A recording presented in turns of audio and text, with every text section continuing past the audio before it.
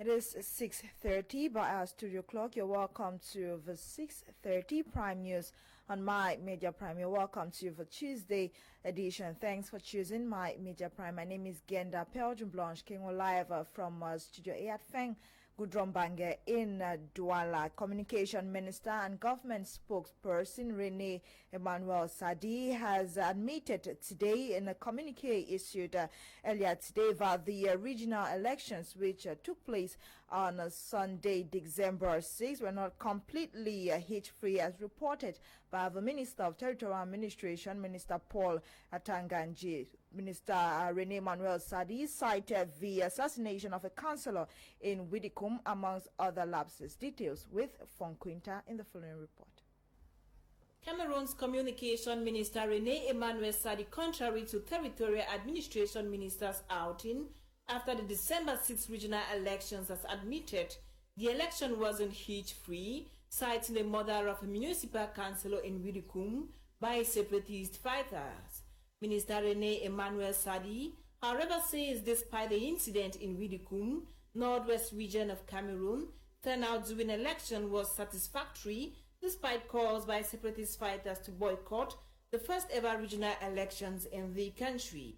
While congratulating efforts of defense and security forces for their professionalism during the elections, Mr. Rene Sadi further discloses that the government has decided to ease the measures taken to foil an insurgency launched by the Cameroon Renaissance Movement political party of Professor Maurice Kamto and will continue, though some have been released and the fate of others will be determined depending on their degree of involvement. In a release signed today, December 8, 2020, Minister Rene Sadi further revealed that economic recovery against a difficult backdrop of COVID-19 is top priority of President Paul Biya, who has called on Cameroonians to be ready to host the January 2021 African Nations Championship (CHAN). Still on regional elections which took place on Sunday, some members of the Social Democratic Front political party, SDF, defied party's decision to boycott elections. The party had earlier decided to boycott regional elections as a means to express dissatisfaction over some state decisions. Etape content completes this story in the French language.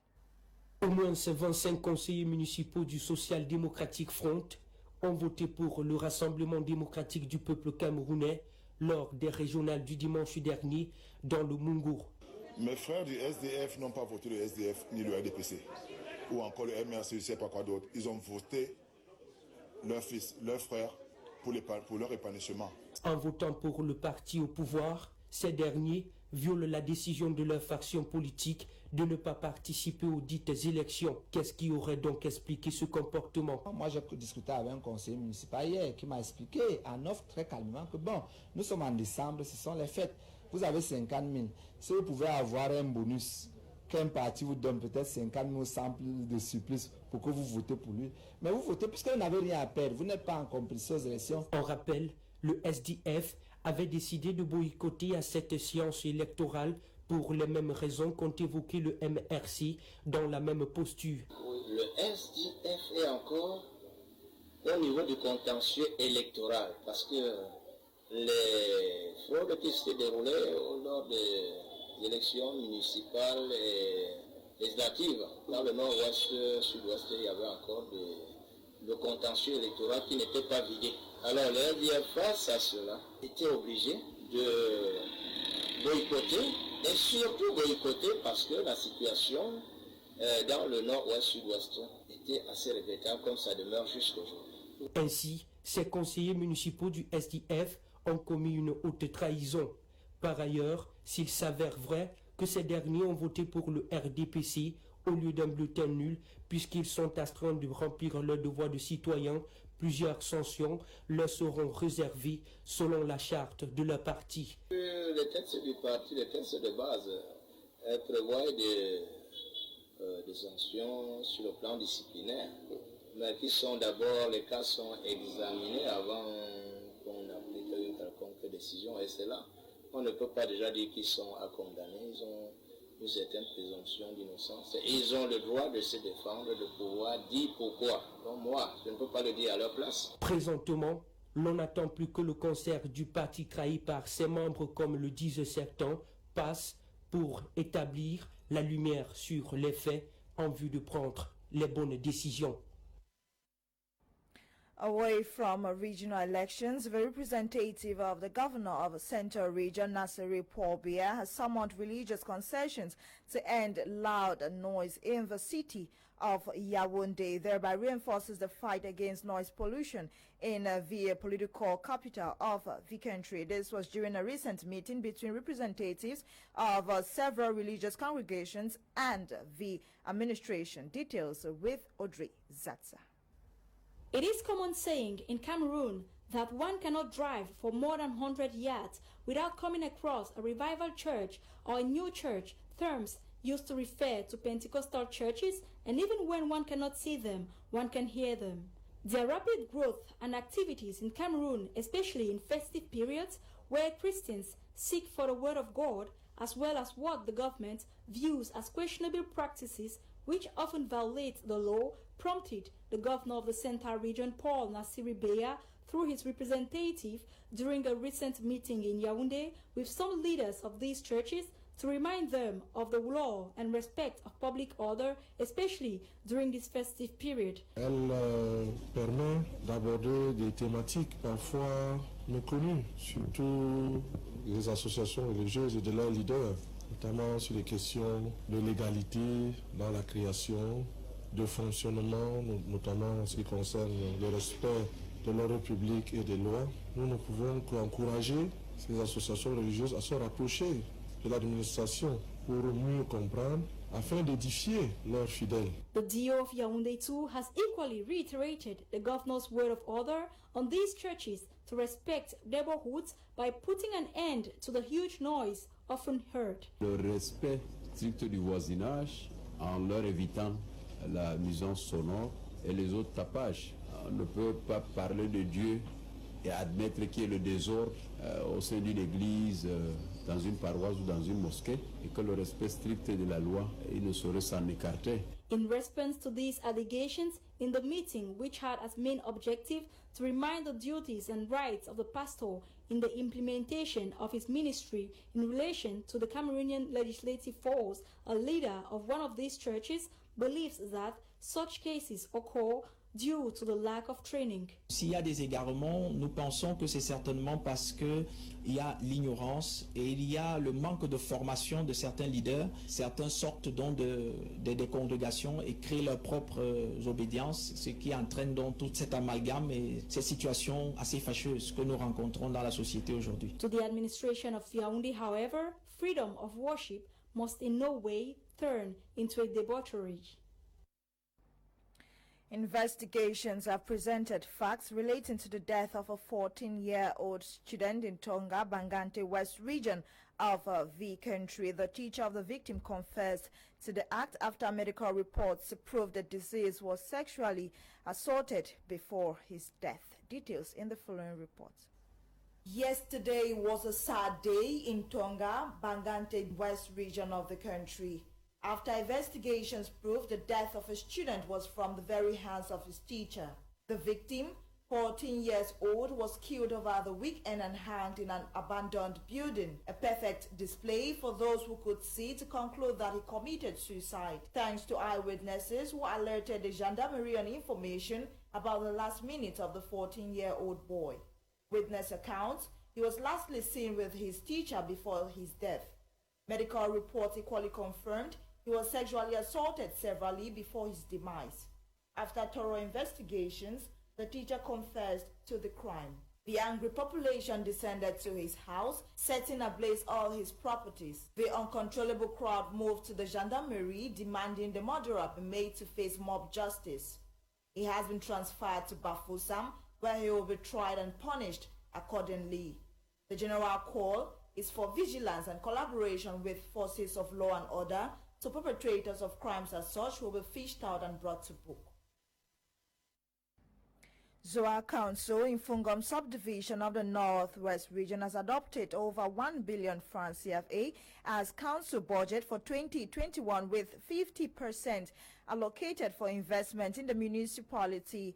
Zoa Council Mayor Nja Titus Ndonke plans to rehabilitate some schools and take serious the aspect of hygiene and sanitation, which according to him is still a major challenge in the municipality. Details with our Northwest correspondent Charles Kebwa.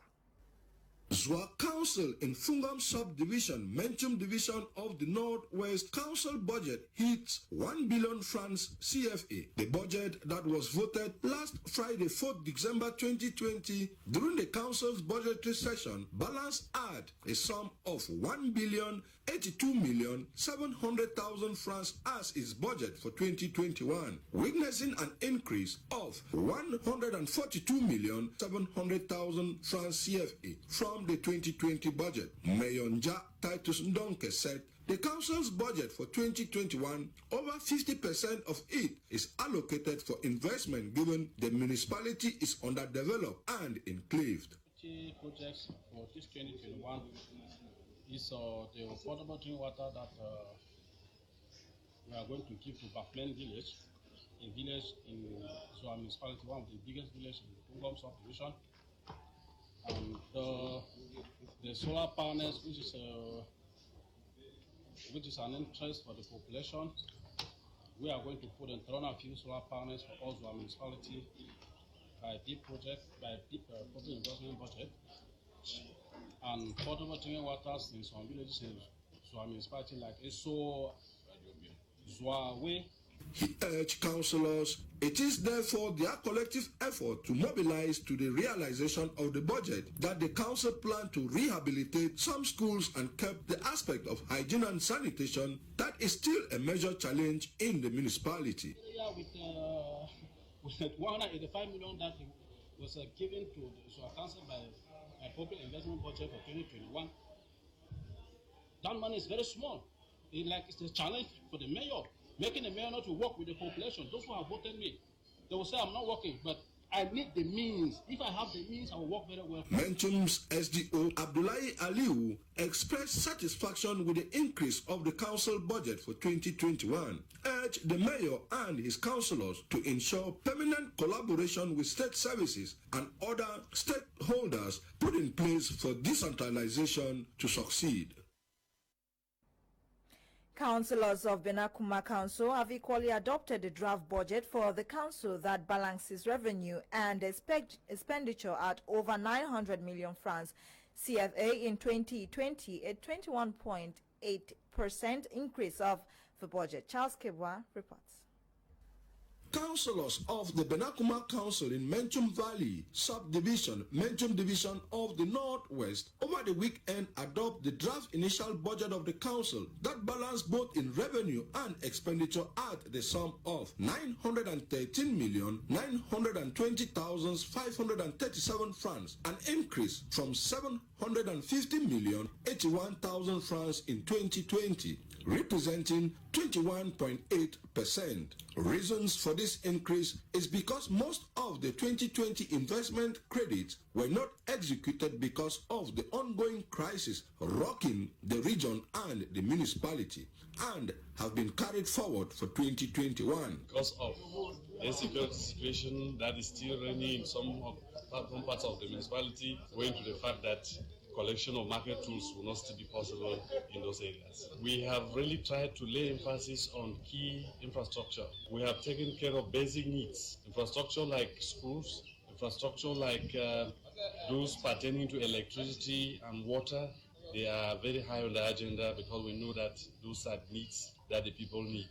Mayor Ihimbu Solomon Kudi called on the councillors to individually and collectively create a civic culture of consensus-based democracy, inclusiveness to the realization of the budget. He emphasized the councillors grow peace to return to the municipality and eradicate the social ill that is ravaging the growth of the municipality. Given there is no time, but should go in for the best of results implemented for the emergence of Benakuma municipality come 2035. I believe that when we talk of decentralization, we talk of access to to infrastructure, we talk of accessibility to various administrative units. The Benakuma councillors fervently request the Honorable Minister of Finance, Economy, Planning and that of Decentralization and Local Development to retrieve the council's lost credit for 2019 to the tune of 169 million francs CFA. Should the state heed to their demand, will have additional investment credit for the municipality. Mentum's SDO Abdullahi Aliu, present at the session, dwelled on security as he said, for any project to be realized, there is need for peace to reign. The Higher Institute of Business Management and Technology Hibmat Douala welcomed a new batch of students over the weekend. The matriculation ceremony officially recognized the new students as members of the institution. Darling Gonde covered the matriculation ceremony and compiled the following report.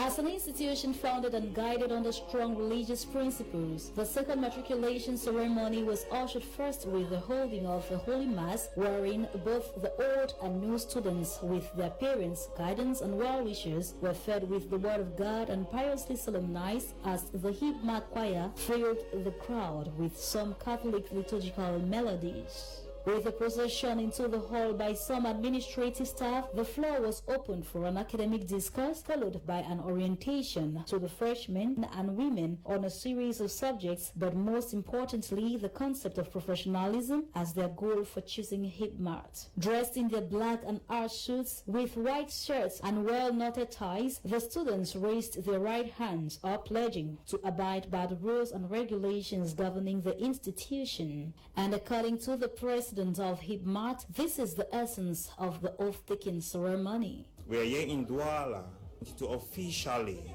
admit our students, our first-year students for the HND programs, and our third-year BTech students, that's those offering the professional bachelor's of technology degree, that's for HND holders. With a new page having been turned into their lives, these newly admitted students had this to say. Question about the immatriculation from Hibmat is very nice because we are welcome and we take an oath on the loyalty and the laws and regulations from Hibmat. I would first of all like to thank the president of Hibmat.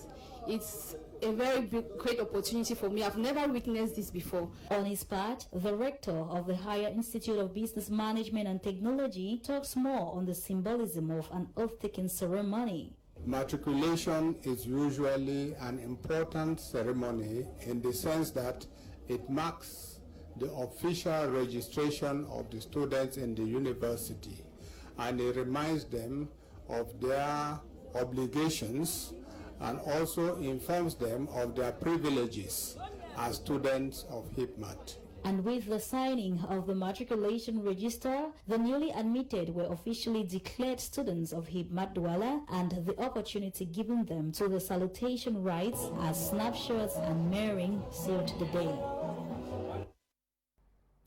Gladys Bomotongina has striking news stories around Africa in the French language. Au Ghana, l'attente des résultats de la présidentielle qui devrait tomber ce mardi 8 décembre 2020 est d'actualité. Malgré le climat serein qui règne, les forces de maintien de l'ordre restent vigilantes afin d'éviter le moindre soulèvement dû au verdict final. Bien que les candidats à cette élection aient promis que tout se fera de manière pacifique, quel que soit le verdict des urnes. En RDC, les députés de Tshisekedi et de Kabila s'affrontent à l'Assemblée nationale suite à l'annonce dimanche dernier du président Félix de la préparation d'une nouvelle coalition pour gouverner le pays. Décision qui a conduit à la fin de l'union entre les partisans du cash et ceux du FCC de Joseph Kabila, ce qui a donné naissance à une scène de violence surréaliste dans laquelle les chaises et tables en ont fait les frais. Cette scène semblerait ne pas être la dernière au regard de la décision des partisans du président de la République à toujours intervenir à chaque fois que la présidente de l'Assemblée nationale, Janine Mabunda, se placera sur le pupitre. Parlons à présent culture. Les pays africains en cette période de festivités mettent toujours en valeur leurs traditions au travers de festivals. Le Nigeria présente la 8e édition de Lagos Photo qui aura lieu jusqu'au 15 décembre prochain. Le Mali, le lancement de la 11e édition de la Biennale africaine de Bamako. Le Sénégal qui verra l'ouverture du premier musée de la photographie du pays. avec pour objectif de conserver leurs images. Sans oublier le Cameroun, où sont traditionnellement observées en cette période de fin d'année les fêtes culturelles telles que le Ngondo de la tribu Douala, la Lokpo du peuple Bakoko, auxquelles s'ajoutent bien d'autres, à l'instar de la conférence cette année, qui laissera parler les plus grandes voix panafricanistes, comme le professeur Plo Lumumba, sur l'avantage économique de la culture africaine.